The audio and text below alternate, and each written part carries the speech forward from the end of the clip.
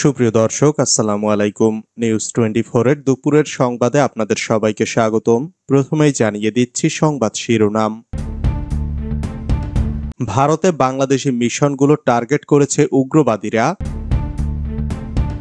ঢাকায় ভারতীয় দূতাবাসে অতিরিক্ত পুলিশ মোতায়েন। সহকারী হাইকমিশন তছনছ, পতাকায় আগুন, ভারতকে আসিফ নজরুলের সতর্কবার্তা। বাংলাদেশের জনগণ কারো দাদাগিরি পছন্দ করে না, মন্তব্য জামায়াত আমিরের। ভারতের আশ্রয় থেকে হাসিনা কিভাবে বিবৃতি দিতে পারেন? ক্ষমতাচ্যুত প্রধানমন্ত্রী শেখ হাসিনা সবকিছু ধ্বংস করে দিয়েছেন, মন্তব্য ডক্টর ইউনূসের। বিমানবন্দরে ছিনতাইয়ের অভিযোগে পুলিশ সেনা সদস্য সহ 4 জনকে আটক করেছে এপিবিএন। শুধু নির্বাচন নয়, রাজনীতিটাই আমাদের জন্য বড় চ্যালেঞ্জ, সাক্ষাৎকারে মন্তব্য আন্দালিব রহমান পার্থের। এতক্ষণ শুনছিলেন সংবাদ শিরোনাম। পুরো খবর পেতে ভিডিওটি শেষ পর্যন্ত দেখুন। সর্বশেষ সংবাদ পেতে চ্যানেলটি সাবস্ক্রাইব করুন। এবার বিস্তারিত। ভারতে বাংলাদেশি মিশনগুলো টার্গেট করেছে উগ্রবাদীরা। ভারতে অবস্থিত বাংলাদেশি মিশনগুলো টার্গেট করছে সেখানকার হিন্দু সম্প্রদায়ের কিছু লোক। বাংলাদেশে হিন্দুদের উপর নির্যাতন হচ্ছে, এ ধরনের একটি অপপ্রচারের উপর ভিত্তি করে সম্প্রতি মুম্বাইতে বাংলাদেশ মিশনে একটি পিটিশন দিয়েছে হিন্দু সম্প্রদায়ের কিছু লোক। এরপর গত সপ্তাহে কলকাতায় পিটিশন দেওয়ার সময় বাংলাদেশ মিশনের সীমানা প্রাচীরের কাছে পৌঁছে যায় হিন্দু লোকজন। এর পরের ঘটনা ঘটেছে সোমবার ত্রিপুরার আগরতলায়। সেখানে কিছু উগ্রবাদী লোক পিটিশন দেওয়ার সময় বাংলাদেশ মিশনের ভেতরে ঢুকে পড়ে। তারা দূতাবাসের কিছু ক্ষতি করেছে বলে জানা গেছে। গোটা বিষয়টিকে দ্বিপক্ষীয় সম্পর্ক এগিয়ে নেওয়ার ক্ষেত্রে বড় প্রতিবন্ধকতা বলে মনে করেন সাবেক কূটনীতিকরা। তাদের মতে এর ফলে ভারতের স্বার্থ রক্ষা হচ্ছে কিনা সেটি দেখা দরকার। এ বিষয়ে সাবেক একজন কূটনীতিক বলেন, আওয়ামী লীগ সরকারের সঙ্গে ভারতীয় প্রশাসনের ঘনিষ্ঠ যোগাযোগের বিষয়টি কোনো গোপন বিষয় নয়। 5ই আগস্ট শেখ হাসিনা সরকারের পতনের পর দুই দেশের সম্পর্কের রসায়ন ভিন্ন হয়ে গেছে। ভারতের সরকার, মিডিয়া, সুশীল সমাজ সহ বিভিন্ন ক্ষেত্রে বাংলাদেশ বিরোধী নেতিবাচক প্রচারণা চালানো হচ্ছে। এর কারণ সম্পর্কে তিনি বলেন, এটি ভারতীয়দের ইগোর কারণে হতে পারে। শেখ হাসিনা সরকারকে সর্বত্র সহায়তা দেওয়ার পরও ক্ষমতায় রাখা সম্ভব হয়নি, এটি হয়তো তাদের মনোকষ্টের কারণ হতে পারে। আরেকটি বিষয় হচ্ছে ভারতের অভ্যন্তরীণ রাজনীতি। সেখানে বাংলাদেশ বিরোধী প্রচারণা চালানো হলে ভারতীয় রাজনীতিতে কিছু সুবিধা পাওয়া যায়। আরেকজন কূটনীতিক বলেন, বাংলাদেশ নিয়ে পশ্চিমবঙ্গের মুখ্যমন্ত্রী মমতা বন্দ্যোপাধ্যায়ের মন্তব্যটি করা হয়েছে অভ্যন্তরীণ রাজনীতিকে মাথায় রেখে। আপাত দৃষ্টিতে মনে হচ্ছে বাংলাদেশের হিন্দুদের পক্ষে কথা বলে তিনি পশ্চিমবঙ্গের হিন্দুদের মন জয় করতে চাইছেন, এটি হিসাব নিকাশ করেই বলা হয়েছে। ঢাকায় ভারতীয় দূতাবাসে অতিরিক্ত পুলিশ মোতায়েন। ভারতের আগরতলায় বাংলাদেশের সহকারী হাইকমিশনের ভেতরে বিক্ষোভ হামলার ঘটনার পর ঢাকায় অবস্থিত ভারতীয় দূতাবাসের নিরাপত্তা জোরদার করেছে পুলিশ।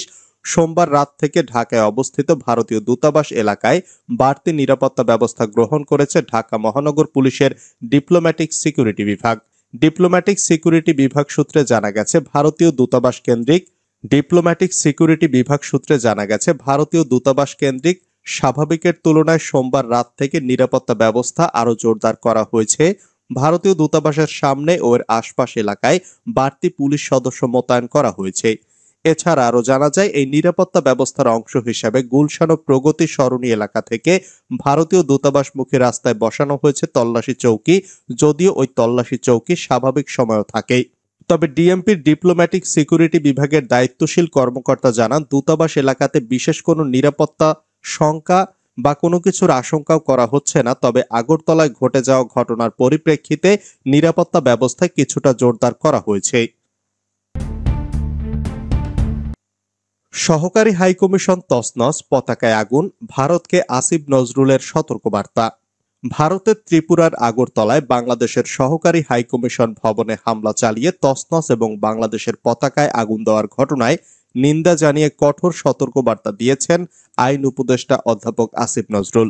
সোমবার রাতে আসিফ নজরুল তার ভেরিফাইড ফেসবুক অ্যাকাউন্টে পোস্ট দিয়ে ওই ঘটনার নিন্দা জানান।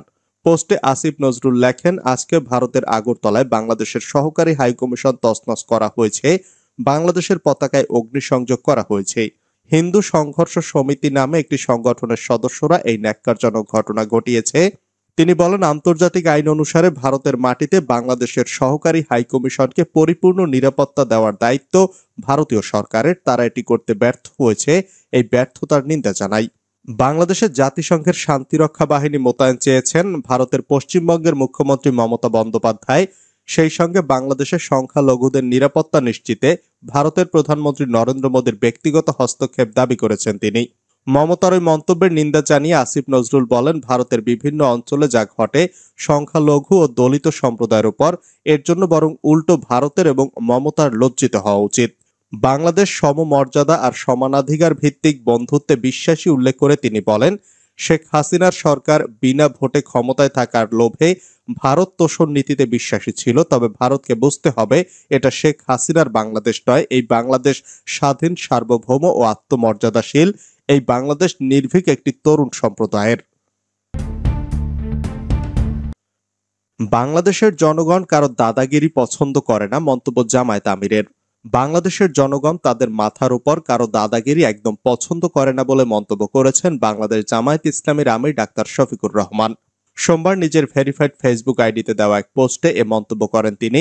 জামায়াত আমির তার পোস্টে ভারতের সমালোচনা করেছেন। তিনি বলেছেন, ভারত নিজের দেশে তার প্রতিবেশী দেশের কূটনৈতিক মিশনের নিরাপত্তা দিতে যেখানে ব্যর্থ, সেখানে সাম্প্রদায়িক সম্প্রীতির বাংলাদেশ নিয়ে কথা বলার কোনো অধিকার তাদের থাকতে পারে না। তিনি আরো বলেছেন, বাংলাদেশের জনগণ তাদের মাথার উপর কারো দাদাগিরি একদম পছন্দ করে না। আমরা বাংলাদেশের জনগণকে সতর্ক থাকার জন্য আহ্বান জানাচ্ছি। জাতীয় ঐক্যই তার কার্যকর ঔষধ। ভারতের আশ্রয় থেকে হাসিনা কিভাবে বিবৃতি দিতে পারেন? গত 5ই আগস্ট থেকে ভারতে আশ্রয় নেয়া বাংলাদেশের সাবেক প্রধানমন্ত্রী শেখ হাসিনা সেখান থেকে একের পর এক বিবৃতি দিয়ে যাচ্ছেন। এ প্রসঙ্গে কথা বলতে গিয়ে নিউজ টাইমের বর্ষিয়ান সাংবাদিক দীনেশ কে ভোরা প্রশ্ন তুলেছেন, অন্য দেশে আশ্রয় নিয়ে থাকা এক ব্যক্তি কিভাবে বিবৃতি দিতে পারেন? আন্তর্জাতিক নিয়ম অনুযায়ী যখন কোনো ব্যক্তি একটি দেশে কূটনৈতিক আশ্রয় নিয়ে থাকে তখন তিনি বিবৃতি দিতে পারেন না, কিন্তু শেখ হাসিনা সেই নিয়মের উল্লঙ্ঘন করেছেন। ভোরার মতে শেখ হাসিনা যা বলছেন তা আসলে মোদী সরকারের শিখিয়ে দেয়া বলি। মোদী সরকার আসলে শেখ হাসিনার কাঁধে বন্দুক রেখে নিজেদের কথাই বলিয়ে নিতে চাইছে হাসিনাকে দিয়ে। ভোরার মতে এই প্রবণতা আসলে আগুন নিয়ে খেলার সমান, আত্মঘাতী পদক্ষেপের সঙ্গে তুলনীয়। এর আগে নেপালের সঙ্গে এমন আচরণ করেছে ভারতের মোদী সরকার। নেপালের সংবিধানের নাক গলিয়ে পার্বত্য রাষ্ট্রের সঙ্গে দূরত্ব তৈরি করে ভারত। অখণ্ড নেপালের মানচিত্রে সংসদে দেখিয়ে বিতর্ক তৈরি করে ভারত। যদিও নেপাল সরকার ভারতকে বেশি দূর এগোনোর সুযোগ দেয়নি। প্রতিক্রিয়ায় ভারত নেপালে প্রয়োজনীয় সামগ্রী পাঠানো বন্ধ করে দেয়, যদিও আজ পর্যন্ত ভারতের বিদেশ মন্ত্রক সে কথা স্বীকার করেনি। সেদিন থেকে নেপালের মানুষ ভারতকে ঘৃণা করে, এমনকি নেপালের প্রধানমন্ত্রী কেপি শর্মা ওলিও চীনপন্থী। তাই ভারতের পদক্ষেপ বুমেরাং প্রমাণিত হয়েছে। এর থেকেও বড় ভুল এখন বাংলাদেশের সঙ্গে করছে ভারত, শেখ হাসিনাকে মোহরা বানিয়ে। বাংলাদেশ বারবার ভারতকে দেশের অভ্যন্তরীণ বিষয়ে হস্তক্ষেপ না করার পরামর্শ দিচ্ছে, কিন্তু ভারত সে কথা কানে তুলছে না। সম্প্রতি বাংলাদেশ সম্মিলিত সনাতনী জাগরণ জোটের মুখপাত্র চিন্ময় কৃষ্ণ দাস ব্রহ্মচারীকে গ্রেপ্তারের বিষয়টি নিয়ে আরো জল খোলা হচ্ছে। বাংলাদেশের ইসকন মন্দির থেকে সাফ জানিয়ে দেয়া হয়েছে, চিন্ময় কৃষ্ণ দাস আর তাদের সদস্য নয়। এদিকে ভারত শেখ হাসিনাকে এতটাই ক্ষমতা দিয়ে রেখেছে যে তিনি ভারতে বসে বাংলাদেশ সম্পর্কে বিরূপ মন্তব্য করে যাচ্ছেন। হাসিনাকে এখনই না থামালে দুদেশের সম্পর্ক আরো তলানিতে গিয়ে ঠেকবে বলে মনে করেন সাংবাদিক ভোরা। মালদ্বীপ, নেপাল, ভুটানের মতো একই ভুল বাংলাদেশের সাথে করছে ভারত।